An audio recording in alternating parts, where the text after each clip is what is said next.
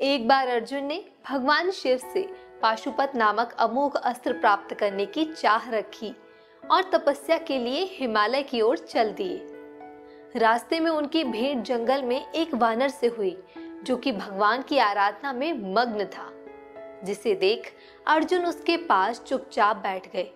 और जब वानर समाधि से उठे तो अर्जुन ने वानर को दंडवत प्रणाम करते हुए पूछा, हे कपिराज, आप कौन हैं और इस निर्जन वन में आराधना क्यों कर रहे हैं?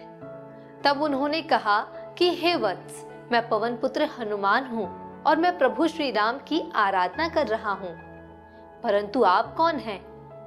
फिर अर्जुन ने कहा, मैं पांडु पुत्र अर्जुन हूँ और भगवान शिव की तपस्या करने हिमालय आया हूँ।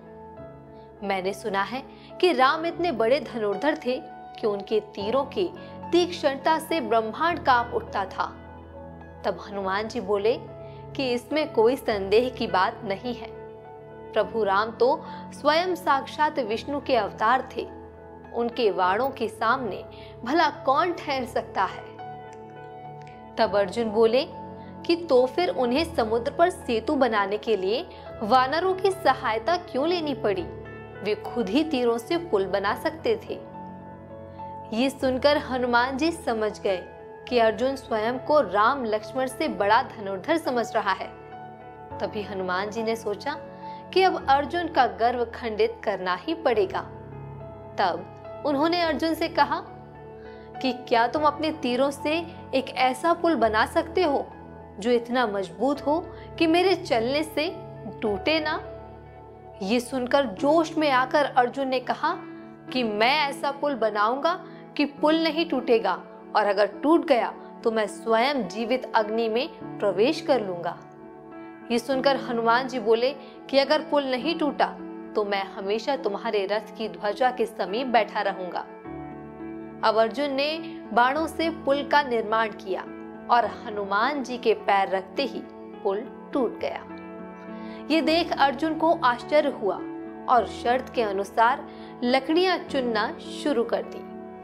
तभी अचानक जंगल में एक ब्रह्मचारी आया और उसने अर्जुन से पूछा कि आप इतनी लकड़ियां क्यों इकट्ठी कर रहे हो? तब अर्जुन ने ब्रह्मचारी को सारी कहानी सुनाई।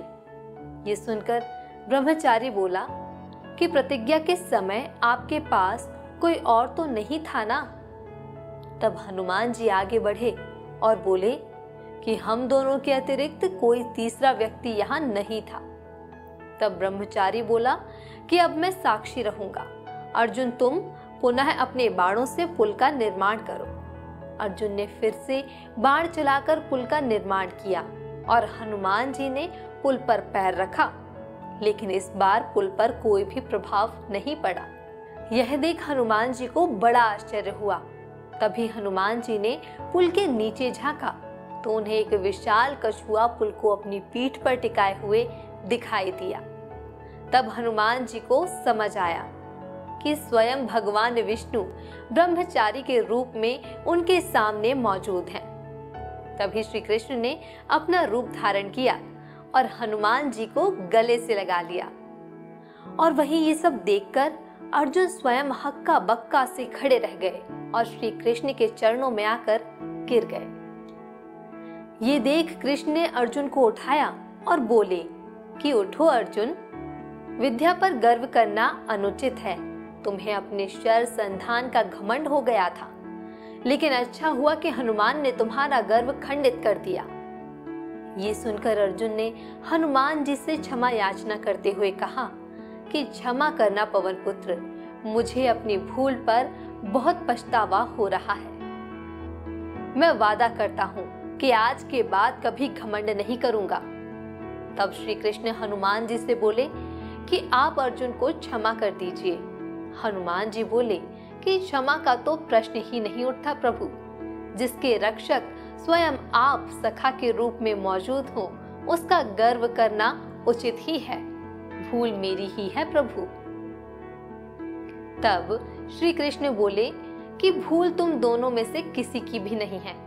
इंसान के अंदर बैठा अहंकार ही उससे उल्टे काम कराता है। इसलिए अहंकार को त्याग देना ही मनुष्य का सबसे श्रेष्ठ कार्य है।